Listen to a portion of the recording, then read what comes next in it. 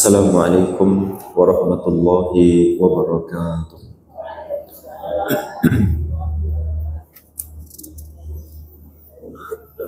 Alhamdulillah, alhamdulillahi hamdan yuwafi ni'amahu wa yukafi'u mazidah. Asyhadu an la ilaha illallah wahdahu la syarikalah wa asyhadu anna Muhammadan abduhu wa rasuluhu la nabiyya ba'dah.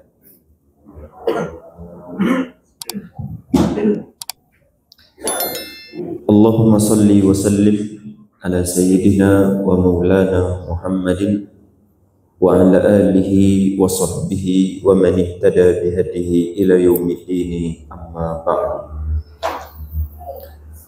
Puji beserta syukur kita haturkan kepada Allah Subhanahu wa taala. Salawat dan salam kita perbanyak mengucapkan untuk junjungan Nabi besar kita Muhammad sallallahu alaihi wasallam. Bapak Ibu jamaah salat subuh yang dimuliakan Allah Subhanahu wa taala. Insyaallah pada subuh hari ini kita lanjutkan kajian kita. Kajian kitab At-Tazkirah karya dari Al-Imam Al-Qurtubi rahimahullahu taala. Di pembahasan sebelumnya kita membahas tentang bangunan-bangunan atau istana-istana yang ada di dalam surga. Dan terakhir yang kita bahas itu adalah bahwa ternyata di dalam surga itu ada pasar. Ternyata di dalam surga itu ada pasar. Tapi kalau kita lihat dari hadis-hadis tentang pasar-pasar di surga ini Bapak Ibu, itu sebenarnya lebih ke tempat-tempat pariwisata sebenarnya. Karena memang tidak ada jual beli, tidak ada yang menjual dan tidak ada yang membeli. Tapi di pasar-pasar tadi itu disediakan oleh Allah SWT kenikmatan-kenikmatan. Siapa saja yang datang ke sana, kemudian mereka bebas untuk menikmati. Dan mereka di pasar-pasar tadi kemudian saling bertemu satu dengan yang lain, mengadakan bercengkrama satu dengan yang lain. Nah, itu yang dimaksud dengan pasar yang ada di dalam surganya Allah Subhanahu wa taala. Nah, kemudian penulis rahimahullah taala membahas berikutnya. Kata penulis rahimahullah taala, bab awwalun nasi yasbiqu ilal jannati al-fuqara, tentang orang-orang yang pertama sekali akan masuk ke dalam surganya Allah Subhanahu wa taala. Sebenarnya dulu pernah kita bahas sedikit Bapak Ibu, tapi di sini barangkali penulis rahimahullah taala barangkali membawakan hadis-hadis yang lebih banyak tentang siapa orang-orang yang pertama sekali akan masuk ke dalam surganya Allah Subhanahu wa taala. Yang pertama, kata Nabi sallallahu alaihi wasallam dalam riwayat yang hasan, Nabi SAW dari sahabat Rasulullah SAW Abu Hurairah radhiyallahu taala anhu, bahwa Rasulullah SAW bersabda, ittaqullaha fil fuqara'i, bertakwalah kepada Allah Subhanahu wa taala yang berkaitan dengan orang-orang fakir. Orang-orang fakir atau orang-orang miskin. Fa innahu yaqulu yaumal qiyamah, karena nanti Allah Subhanahu wa taala akan berfirman di hari kiamat, aina safwati min khalqi, mana orang-orang pilihanku dari hamba-hambaku. Fataqulul malaikatu, kemudian para malaikat mengatakan, man ya rabbuna, atau man ya rabbana, siapa orang pilihan yang engkau maksud ya Allah? Fayaqulu, maka Allah Subhanahu wa taala mengatakan, al-fuqara'us sabiruna ar-raduna biqadari udkhuluhumul jannah. Kata Allah Subhanahu wa taala, orang-orang pilihanku itu adalah al-fuqara, orang-orang fakir, as-sabirun, yang sabar dengan kefakirannya, ar-raduna, yang mereka redha dengan kefakirannya, biqadari, terhadap kadar atau takdir yang saya tentukan kepada mereka, udkhuluhumul jannah, masukkanlah mereka ke dalam surga, Qala, kemudian Allah Subhanahu wa taala berfirman, fayadkhulunal jannah, kemudian orang-orang fakir tadi masuk ke dalam surga, yaquluna wa yashrabun, mereka makan dan minum, wal aghniya'u fil hisabi yataraddadun, sedangkan orang-orang kaya itu masih berbolak-balik dihisab oleh Allah Subhanahu wa taala. Nah, berarti dari hadis ini Bapak Ibu, bahwa orang yang pertama sekali masuk ke dalam surga ya orang fakir dari masing-masing generasi. Di kalangan para sahabat ada orang fakirnya, maka yang pertama sekali masuk surga itu adalah orang fakir dari kalangan para sahabat. Di zaman kita banyak orang-orang fakirnya, maka nanti dari generasi kita ini, saya yang pertama sekali masuk surga ya orang-orang fakir dari generasi kita. Lebih kurang itu yang dimaksud oleh Rasulullah sallallahu alaihi wasallam. Nah, cuman orang fakir di sini tentunya adalah orang-orang fakir yang memenuhi kriteria tentunya. Tidak satu orang fakir nanti masuk ke dalam surga. Tidak semua orang fakir akan menjadi orang yang pertama sekali masuk ke dalam surga. Jadi orang fakir yang mana ke Bapak Ibu yang dimaksud oleh Nabi sallallahu alaihi wasallam, maka dalam hadis ini disebutkan ciri-cirinya oleh Nabi sallallahu alaihi wasallam, as-sabiruna, orang fakir yang sabar. Orang fakir yang sabar. Orang fakir yang dia sudah berusaha keras barangkali untuk mendapatkan rezeki dari Allah Subhanahu wa taala, cuman memang belum digariskan rezeki itu untuk mereka, sehingga mereka walaupun sudah kerja keras, banting tulang dan semacamnya, tetap saja tidak berhasil, tidak mendapatkan seperti yang didapatkan oleh orang-orang lain. Nah, mereka setelah berusaha, mereka bersabar, itu yang terbaik dari Allah Subhanahu wa taala, mereka berhusnuzon kepada Allah Subhanahu wa taala. Nah, mereka itulah yang dimaksud dengan orang fakir yang pertama sekali masuk ke dalam surga. Tapi kalau ada orang fakir Bapak Ibu, fakir kerajanya hari-harinya itu maunya bapangku tangan saja. Bapangku tangan saja. Emang tak ada mau keraja. Tak ada pitihnya, dia hanya tak ada pitih, dek gara-gara bapangku tangan saja. Dikecanya sibuk warna ibadah, tak lebih beribadah mana. Tak lebih beribadah. Dia berpangku tangan, nanti kemudian dia memberatkan, dia menjadi beban bagi orang lain, menjadi beban bagi keluarganya. Kalau suami menjadi beban bagi istri dan anak-anaknya. Kalau dia istri, dia menjadi beban bagi, kalau istri kan memang namanya bapak tidak dianjurkan pada mencari nafkah. Kalau dia adalah anak-anak, dia menjadi beban bagi keluarganya. Bahkan ada orang-orang yang menjadi beban bagi generasi yang sebelumnya dan generasi yang sesudahnya. Dia menjadi beban bagi orang-orang tuanya yang generasi yang sebelumnya, dan dia juga menjadi beban bagi generasi yang sesudahnya, anak cucunya. Jadi sadonya mengurusnya. Kan ada orang yang paling pusing di dunia itu bapak, sadonya diurusnya. Orang neneknya diurusnya, dari generasi neneknya dia yang mengurus. Dari generasi ibu ayahnya, kakak saudara dari ayah ibunya, inilah yang mengurus.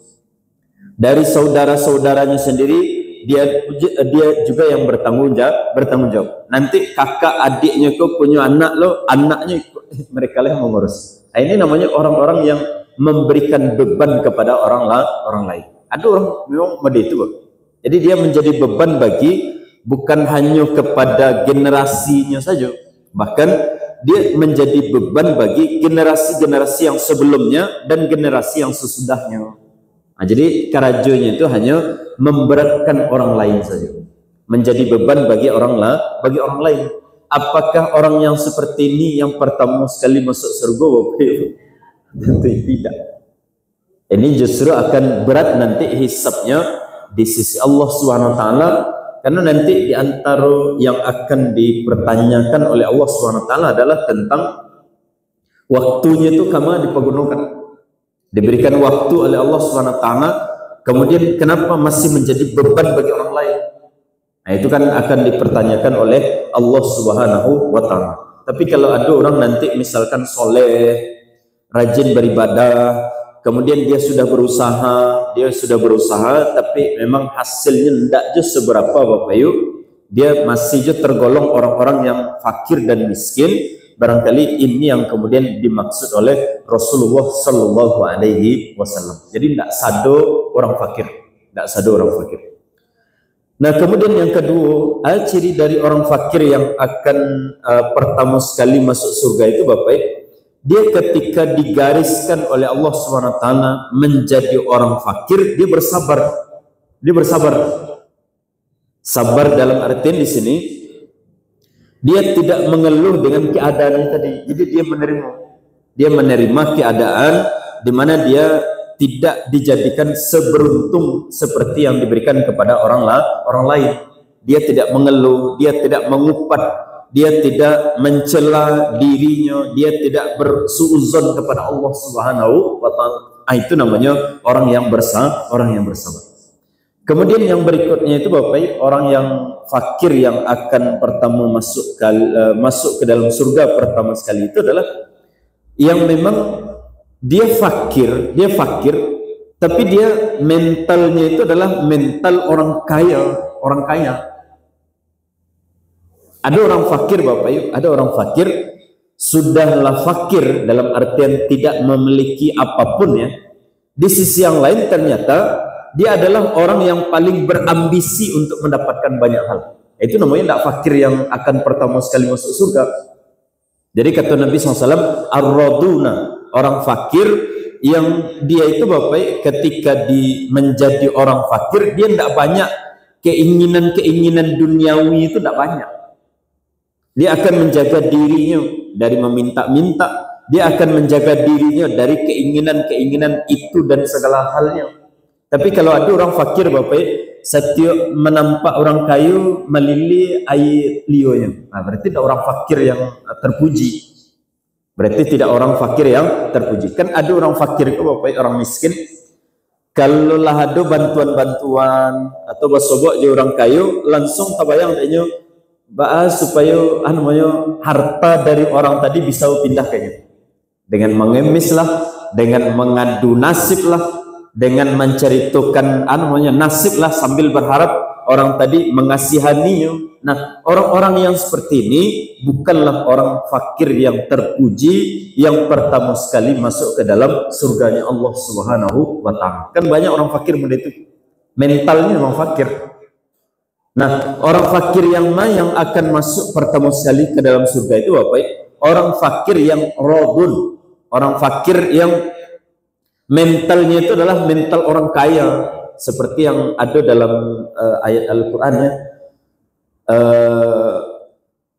dalam surat apa itu Bapak Ibu, aku lupa ayatnya, dalam surat Ali Imran kalau tidak salah ya, dalam surat Ali Imran Allah SWT menyebutkan tentang para sahabat, di mana mereka itu ketika yahsabuhumul jahilu agniya'a, sampai-sampai nanti orang-orang kaya ketika melihat orang fakir tadi, orang-orang kaya tadi menilai atau berprasangka bahwa orang fakir tadi adalah orang kaya karena dia menjaga dirinya.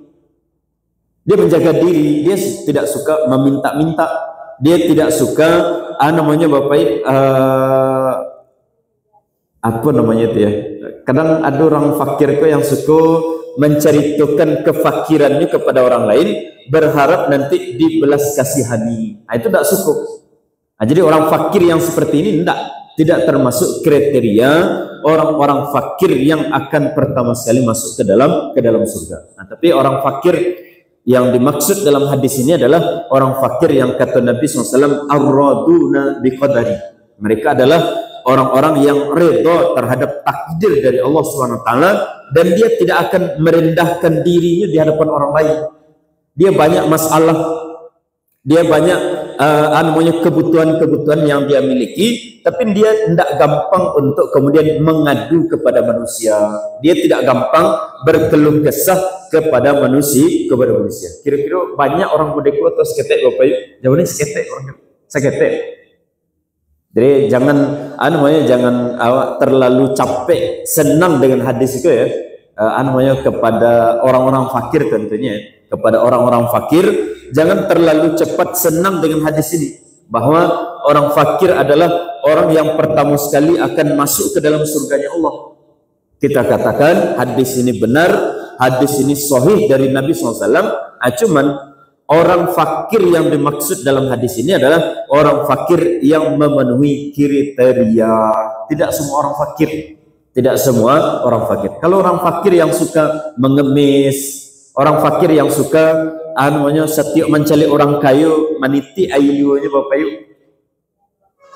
ingin meminta, kemudian mengemis, kemudian macam-macam lah segala macamnya, maka orang-orang yang seperti ini adalah orang fakir yang tidak terhormat, orang fakir yang tidak menjaga dirinya dari harta orang lain. Jadi ketika Allah SWT misal mentakdirkan ada di antara kita orang-orang yang menjadi fakir, menjadi miskin, maka jadilah orang-orang fakir, orang-orang miskin yang redha, yang kemudian sabar, yang kemudian tidak berkeluh kesah, yang kemudian tidak menjadi beban bagi orang lain.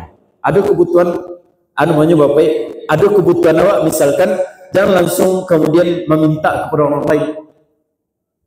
Karena banyak orang yang tipenya itu model itu, asa ada kebutuhan langsung terkena orang lain. Nah, itu bukan orang fakir yang terhormat. Orang fakir yang terhormat itu adalah ada kebutuhan, kalau bisa dia kemudian melanjutkan, kalau tidak bisa dia bersabar. Nah, itu namanya orang fakir yang bersabar. Tidak suka mengutang, kemudian tidak baik-baik, tidak suka kemudian meminta-minta dan semacamnya. Ini bukan termasuk orang fakir yang terhormat yang akan masuk surga pertama sekali kata Allah Subhanahu wa taala. Itu hadis yang pertama Bapak. Kemudian di hadis yang berikutnya dalam riwayat Imam At-Tirmizi, hadis ini juga hasan hasan statusnya. Berarti di atas hadis dhaif Bapak Ibu. Fuqaraul muhajirina, orang-orang fakir dari kalangan muhajirin, artinya sahabat-sahabat Nabi yang hijrah ke Madinah, yadkhulunal jannata qabla aghniyaihim bi khamsimi'ati amin. Orang-orang fakir dari kalangan muhajirin akan masuk surga itu lebih dahulu daripada orang-orang kaya dari orang muhajirin. Sebarang jaraknya Bapak, khamsumi'ati amin, 500 tahun jaraknya. 500 tahun. Dan 500 tahun surga itu atau di akhirat, wallahu a'lam. Wallahu a'lam, apakah sama dengan jumlah hitungan tahun kita di dunia atau berbeda, wallahu a'lam.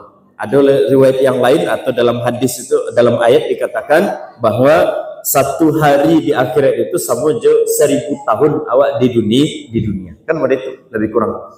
Nah, itu hadis yang kedua kata penulis rahimahullah ta'ala. Kemudian berikutnya Bapak, hadis yang berikutnya, yadkhulul fuqara'ul jannata, orang-orang fakir akan masuk ke dalam surga qablal aghniyai, sebelum orang-orang kaya itu, bi khamsimi'ati amin, lebih dahulu sejauh atau jaraknya itu adalah sebanyak 500 tahun, seperti yang tadi kita sebutkan di hadis yang sebelumnya. Kemudian di hadis yang lain ada keterangan yang lainnya Bapak Ibu. Dan sepertinya hadis ini ada kontradiksi ya, ada berseberangan satu dengan yang lain. Kata Nabi SAW, yadkhulu fuqara'ul muslimina al-jannata qabla al-aghniyai bi 40 kharifan. Orang-orang fakir dari kalangan orang-orang yang beriman, dari orang-orang Islam, akan masuk ke dalam surga sebelum orang-orang kayanya itu sejauh atau sejarak 40 tahun. Nah, jadi kalau dalam hadis yang pertama dan yang kedua tadi, itu jaraknya itu adalah 500 tahun. Di hadis ini dan juga riwayat ini sahih dari Nabi SAW, jaraknya itu adalah 40 tahun. 40 tahun. Kemudian dalam Sahih Muslim juga hal yang sama dikatakan oleh Nabi SAW, lebih kurang maknanya itu sama, bahwa orang-orang fakir dari kalangan orang-orang yang beriman, mereka akan masuk surga itu lebih dahulu dibandingkan orang kaya itu jaraknya itu adalah 40 tahun. Nah kira-kira yang batu ke Bapak sampai 10 tahun sebenarnya atau 500 tahun? Dalam dua hadis yang sebelumnya 500 tahun. Dalam hadis ini juga hadisnya sahih dari Nabi SAW. Hadisnya itu adalah 40 tahun. Yang sabananya yang mana Bapak Ibu? Nah kata penulis rahimallahu ta'ala, kata penulis memberikan penjelasan Bapak Ibu, ikhtilafu hazihil ahadisu yadullu ala annal fuqara'a mukhtaliful hali. Hadis-hadis yang berbeda satu dengan yang lain ini menunjukkan bahwa orang-orang fakir nanti tentunya keadaan mereka itu berbeda satu dengan yang lain. Ada orang fakir yang namanya jauh masuk surga itu lebih awal lagi, sehingga nanti kalau dijarakkan antara orang fakir yang pertama sekali masuk surga dengan orang kaya yang terakhir kali masuk surga, itu jaraknya itu adalah 500 tahun. Nanti ada orang fakir yang dari kalangan orang fakir itu sendiri yang masuk surganya itu dibanding orang fakir yang pertama tadi, dia adalah orang belakang.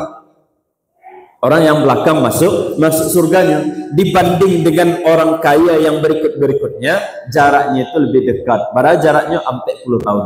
Nah, tapi kita namanya Bapak hadis ini sepakat dari hadis-hadis yang walaupun berbeda-beda di sini, tapi sepakat bahwa orang fakir itu lebih dahulu masuk surga ketimbang orang kaya. Baralamanya Allahu a'lam.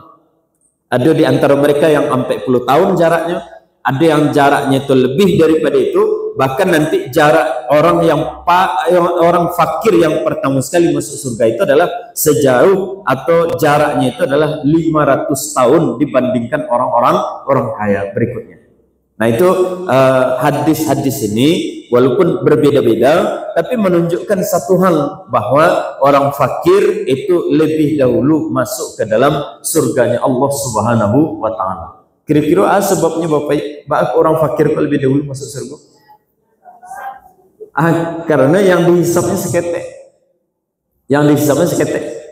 Karena dia tidak memiliki banyak harta yang harus dipertanggungjawabkan di hadapan Allah Subhanahu wa ta'ala. Dan kita tahu bahwa di antara yang baik nanti hisapnya itu di akhirat ya masalah harta. Kalau yang lain-lain itu ditanya kalau harta, maka nanti yang ditanya itu minimal 2. Dari kama dipergunakan. Itu ditanya masing-masing dari harta yang kita dapatkan itu akan diberikan pertanyaan yang sama. Dari mana dapatnya, kama dibelanjakan. Dan itu sulit menjawabnya, itu sulit nanti di akhirat.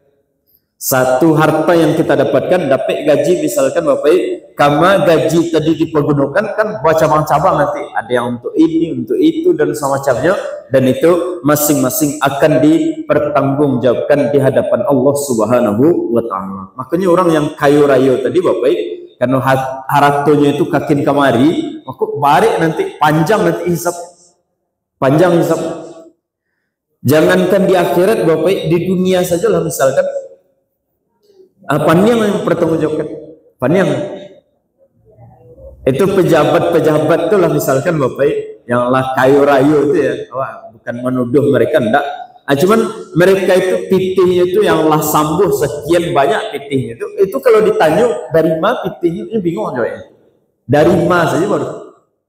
Itu baru satu pertanyaan dari satu pertanyaan. Ini dari mana pitihnya?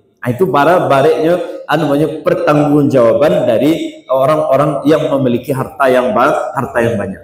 Walaupun nanti tidak mesti Bapak, orang-orang miskin ini ketika mereka lebih dahulu masuk surga, berarti posisinya di surga lebih tinggi. Jawabannya tak. Boleh jadi nanti yang akan tinggi nanti posisi di dalam surga itu justru adalah orang kaya. Tapi kemudian kalau kita berbicara tentang mana yang lebih dahulu akan masuk ke dalam surga, maka disepakati bahwa orang yang pertama sekali masuk surga itu adalah orang-orang miskin.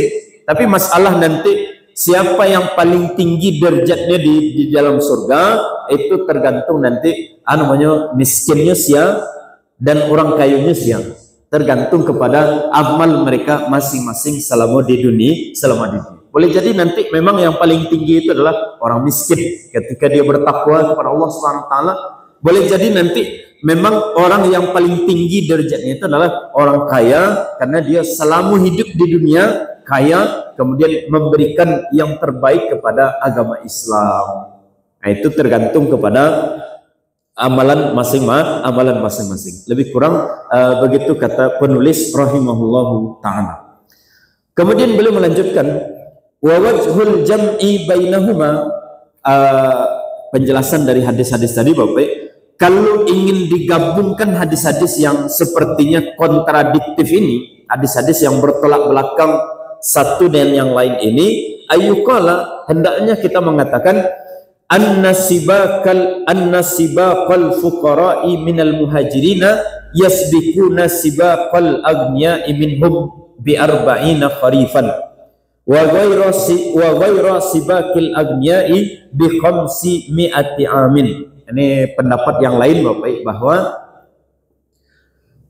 orang-orang fakir dari orang-orang muhajirin, dari sahabat-sahabat Nabi, mereka akan masuk surga. Jarak mereka dengan orang kaya dari sahabat itu adalah 40 tahun. Sedangkan orang-orang fakir dari kalangan para sahabat dibandingkan dengan orang-orang kaya yang ada setelah zaman sahabat, itu jaraknya itu adalah 500 tahun. Nah, ini ada juga pendapat yang lain. Artinya para sahabat di sini berbeda-beda. Tentunya seperti yang tadi kita sampaikan, orang-orang fakir dari kalangan para sahabat, mereka yang pertama sekali masuk ke dalam surga, dibanding orang kaya dari para sahabat jaraknya 40 tahun. Dibandingkan orang kaya, orang-orang yang ada setelah zaman sahabat, itu jaraknya itu adalah 500 tahun. Nah, itu tergantung nanti kepada generasi ke generasinya. Semakin jauh generasinya ke bawah, tentunya jarak dari para sahabat yang pertama sekali masuk ke dalam surga itu tentunya semakin jauh jaraknya dibanding orang-orang yang kaya belakangan. Wallahu alam, itu kata penulis rahimahullahu ta'ala. Nah, kemudian Bapak Ibu yang dimuliakan Allah Subhanahu wa taala, penulis membahas tentang satu bab kecil ya terkait dengan cerita orang fakir ini Bapak Ibu. Perbedaan yang dibahas itu adalah tentang mana yang lebih afdal, kaya bersyukur atau miskin bersabar.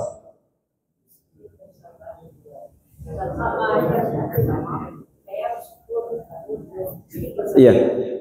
Yang tidak boleh itu kan kaya sombong, kaya rajin maksiat.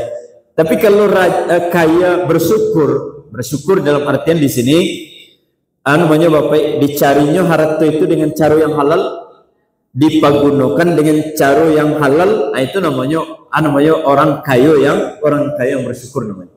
Didapatkan dengan cara yang halal, dipergunakan, dihabiskan harta tadi untuk mengerjakan hal-hal yang halal, untuk beribadah, untuk menolong orang lain, untuk membantu ini dan semacamnya. Itu satunya adalah pekerjaan yang halal. Itu namanya orang kaya yang bersyukur. Nah, kalau orang miskin yang bersabar, tadi Bapak, orang miskin yang tidak memiliki apapun atau memiliki tapi sedikit, tapi dia bersabar. Dia tidak suka mengeluh, dia tidak suka bercerita kepada orang lain tentang kemiskinan, tentang kan orang-orang awak kok seketik-seketik kalau ditanya Pak kabar Bu, dia pinggang sana sakit. Itu namanya mengeluh Itu namanya mengeluh. Seketik-seketik sakit pinggang. Banyak pada itu, tidak boleh. Walaupun bagara. Jadi awak dalam masalah yang mudah itu Bapak, awak harus mensyukuri, menghormati terhadap nikmat yang diberikan oleh Allah Subhanahu wa taala kepada awak. Labara banyak nikmat yang diberikan oleh Allah Subhanahu wa taala kepada awak tetap je mengeluh kepada manusia. Seolah-olah awak sedang memojokkan Tuhan. Jadi Allah lah maha banyak, kecewa indak yadur. Berarti namanya kurang adab kepada Allah Subhanahu wa taala. Jadi bersyukur, alhamdulillah. Apa banyak mengucapkan alhamdulillah. Nah, orang miskin yang bersabar itu adalah orang miskin yang memang dia sudah berusaha, kemudian garis rezekinya itu memang namanya sulit loh. Ada orang berdagang lah sekian kali berdagang, indahnya berhasil. Lah sekian kalinya berusaha dan semacamnya, indahnya berhasil. Nah, ini namanya termasuk orang-orang yang miskin. Nah, mereka itu bersabar, namanya yakin ini adalah ujian dari Allah SWT, yakin ini adalah takdir dari Allah, sehingga dia tidak mengeluh kepada manusia, dia tidak suka meminta-minta, dia tidak suka menjadi beban bagi orang lain. Nah, mana yang paling rancak Bapak? Kayu bersyukur atau miskin yang bersabar?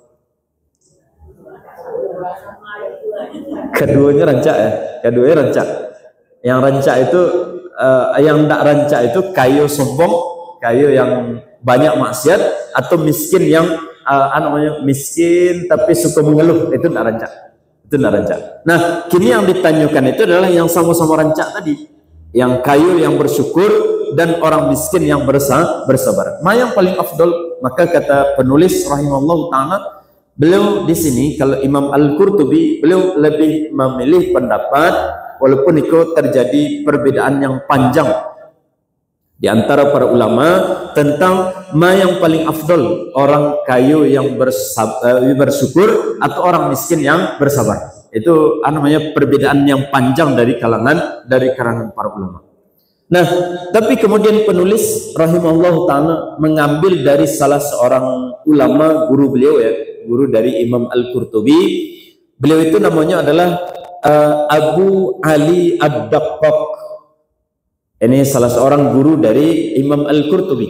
Nah, beliau lebih mengambil pendapat ini, bahwa ketika guru ini ditanya oleh orang lain, ayyul wasfaini afdol, mana dari dua hal tadi yang paling afdol, maka beliau mengatakan al-ghaniyu, yang lebih afdal itu adalah orang kaya yang bersabar. Nah, ini pendapat beliau, cuman bukan berarti bukan berarti kok yang paling benar, enggak. Karena nanti banyak juga ulama-ulama yang lain yang kemudian berpendapat bahwa yang paling afdal itu adalah orang miskin yang bersabar. Jadi sekali lagi ada perbedaan pendapat yang sangat panjang dari kalangan para ulama tentang pembahasan mana yang paling afdal, orang kaya yang bersyukur atau orang miskin yang bersabar. Sebenarnya kalau dari hadis-hadisnya sebenarnya Bapak, kalau dari hadis-hadisnya sebenarnya Nabi itu lebih memilih untuk miskin bersyukur. Nabi ya, Nabi kita Muhammad sallallahu alaihi wasallam. Nabi itu doa beliau Bapak Ibu, Allahumma ahyini miskinan, ya Allah hidupkanlah hamba sebagai seorang miskin, wa amitni miskinan, matikan hamba dalam keadaan miskin, wahsyurni ma'a al-masakin, dan nanti di akhirat kumpulkan hamba bersama orang-orang miskin. Nah, itu Nabi awak sallallahu alaihi wasallam.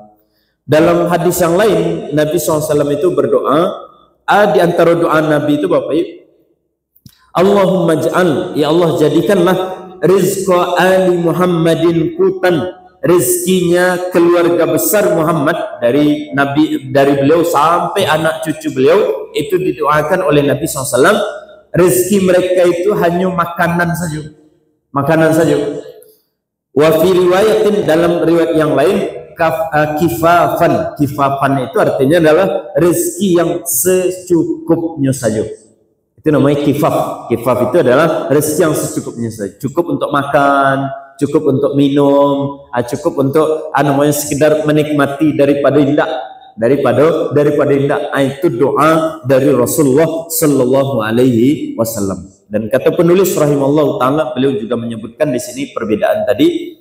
Wa ma'lumun, dan kita tahu dan sepakat sadanya bahwa anna alaihi salatu wassalam, bahwa Nabi SAW la yas'alu illa afdalil ahwal, tidak meminta kepada Allah SWT kecuali sesuatu yang lebih baik daripada yang lain.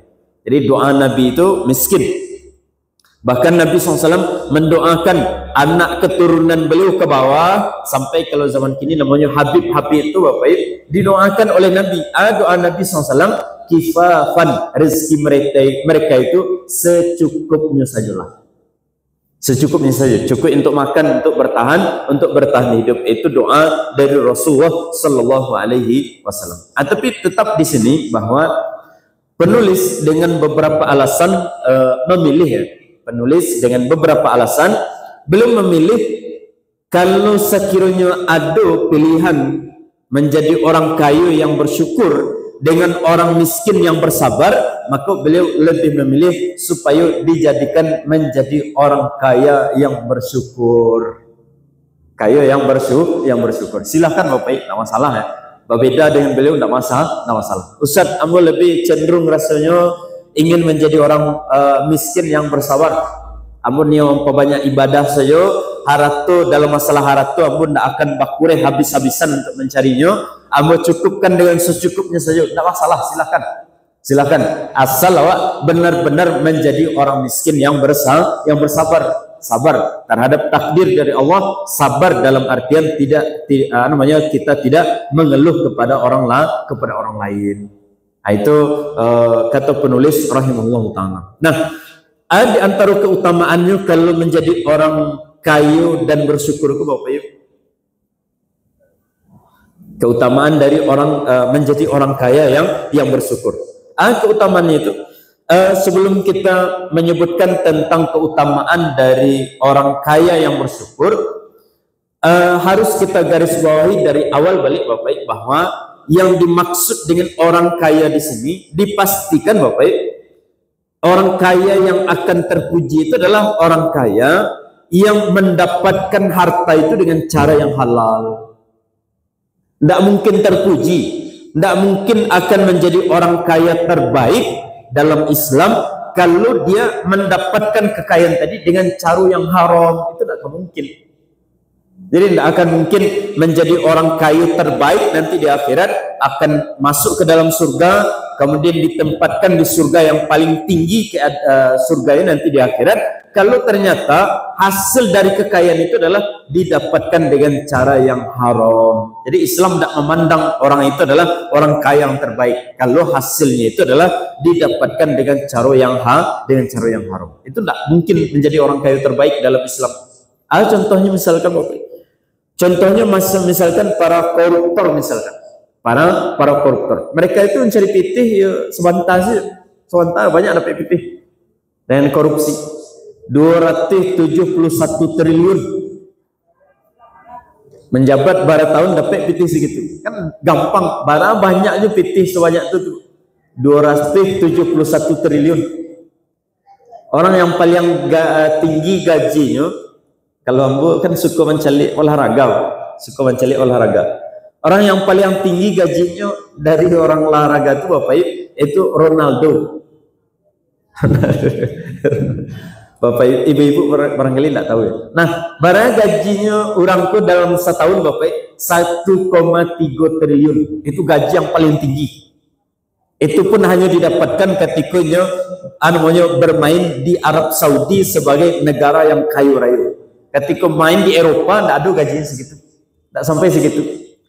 Bara miliar mana gajinya dalam setahun. Itu karajonya bakureh setiap hari, jago fisik, makannya dijago, kemudian mainnya harus stabil dan semacamnya. Itu baru dapat gaji 1,3 triliun dalam setahun. Nah, pejabat awak 271 triliun. Para bandingan itu. Itu mereka nanti kayu dengan seketika. Nanti kalaupun tertangkap misalkan, mereka masuk penjara, disita barangkali nanti sebagian harta yang dia miliki, tapi nanti setelah keluar dari penjara masih kayu raya dengan hasil mereka yang dikorupsi yang sebelumnya. Itu apakah orang kaya yang modeko yang terpuji dalam Islam? Tentu tidak. Orang-orang yang kaya yang seperti ini justru kalau dalam Islam menjadi orang yang kaya yang terlaknat dunia dan akhirat. Padahal banyak orang yang dizolimi dengan harta yang mereka dapatkan. Nah, itu namanya orang kayu tidak elok.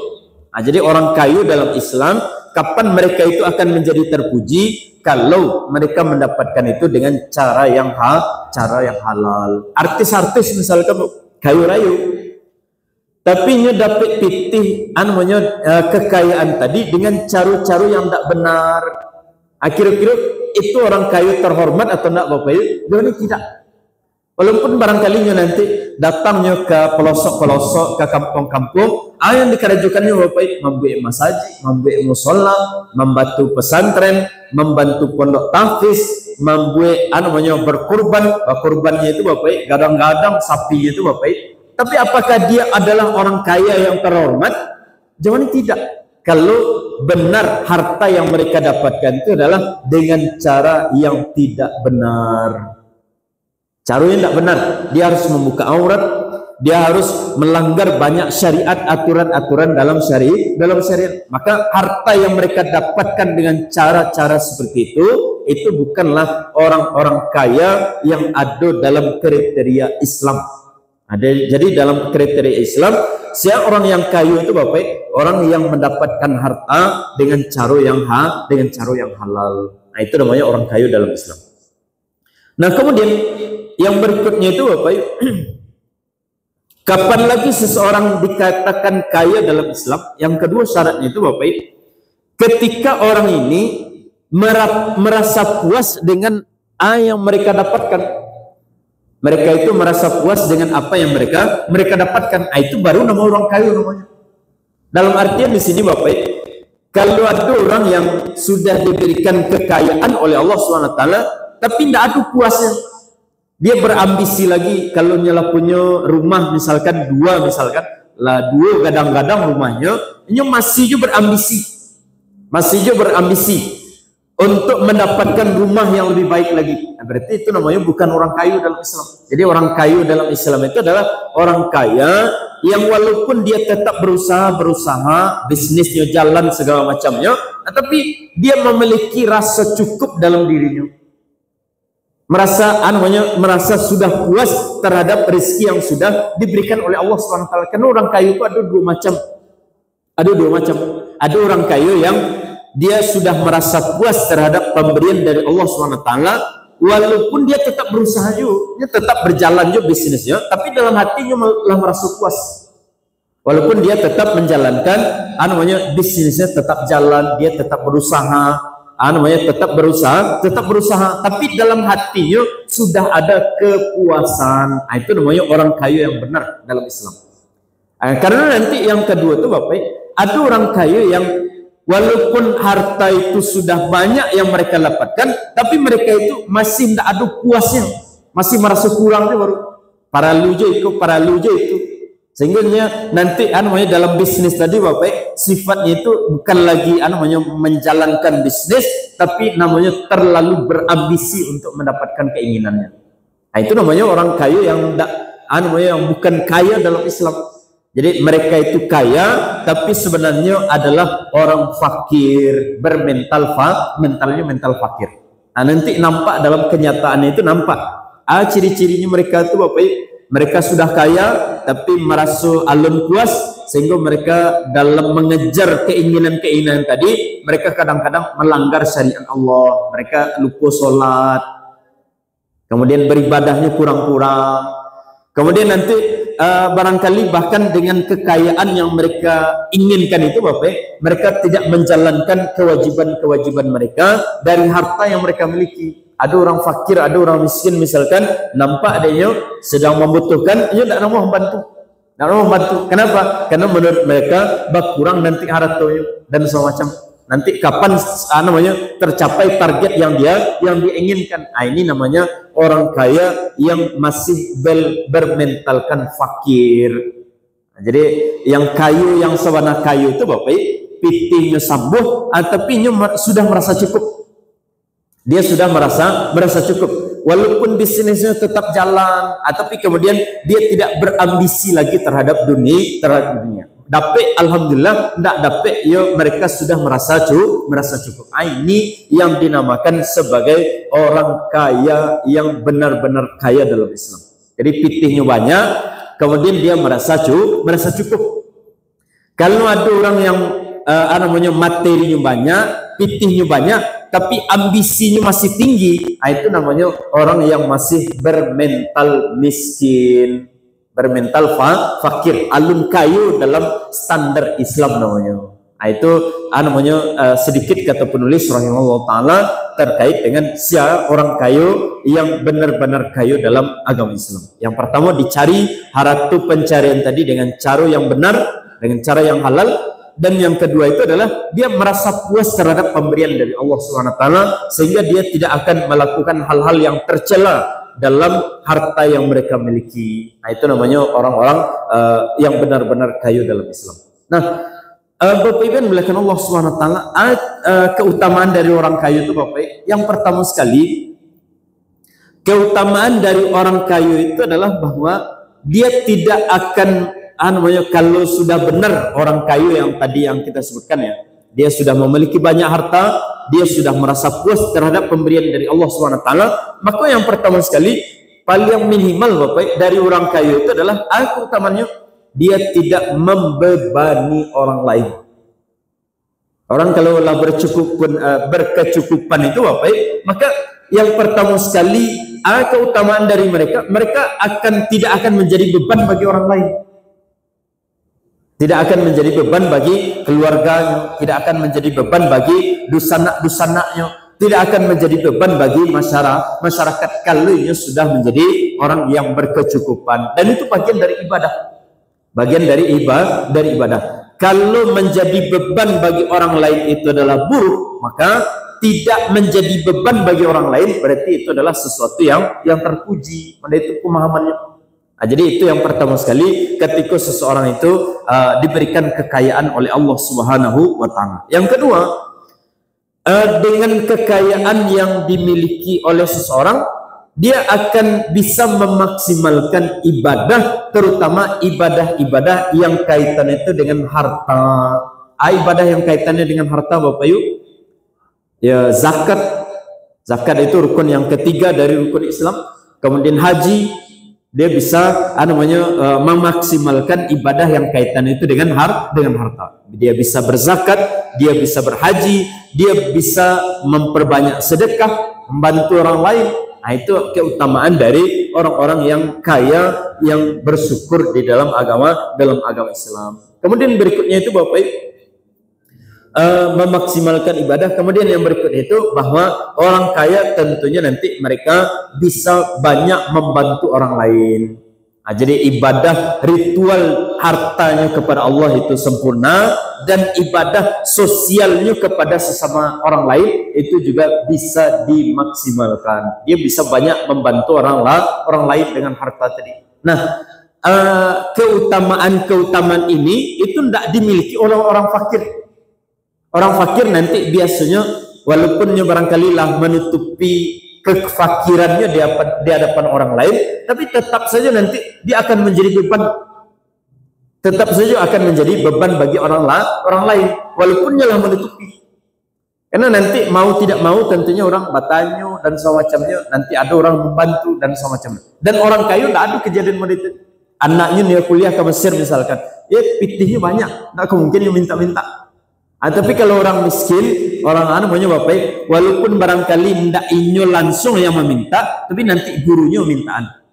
Bapak Ibu, ini ada dari santri awak yang tidak mampu, tapi tidak mampu secara finansial, secara materi, tapi memiliki kemampuan untuk untuk kuliah dan semacamnya. Maka marilah bersama-sama membantu anak itu.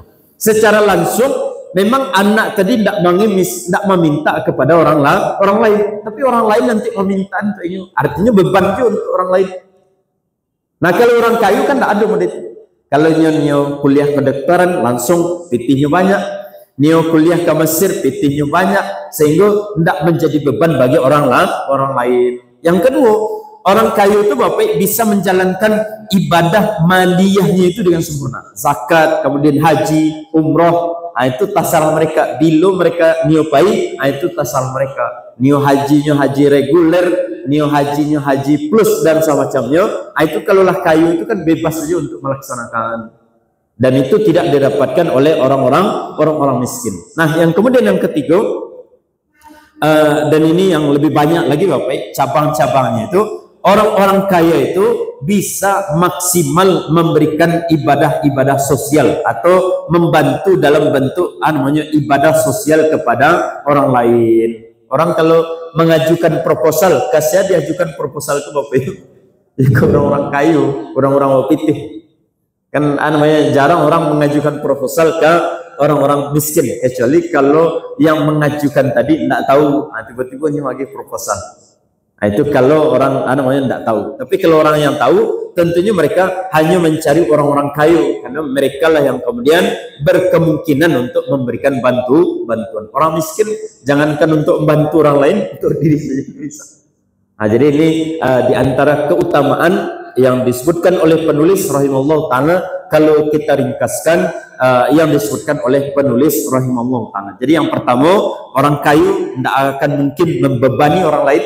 Kalaupun dia nanti menyuruh orang lain, dia akan bisa mengganti jasa yang tadi. Kan tadi bisanya mengganti jasa orang lain.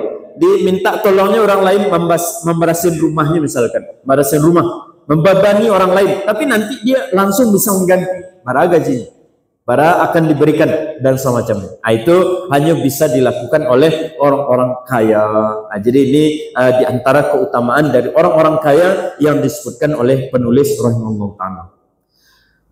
Ayatnya itu Bapak, ayatnya ada dalam surah dalam Al-Quran. Allah SWT memuji orang-orang kaya. Rijalun la tulhihim tijaratun wala bai'un an zikrillah. Ada orang-orang kaya yang kata Allah SWT tidak terlalaikan perdagangan mereka, usaha-usaha mereka dari mengingat Allah.